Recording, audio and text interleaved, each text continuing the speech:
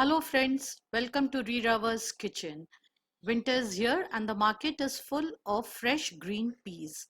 So today's recipe is a winter delicacy snack recipe, Chooda Matar. This is very popular in UP and Bihar. I'm sharing with you all one of my method of making Chura Matar. Let us check out the ingredients.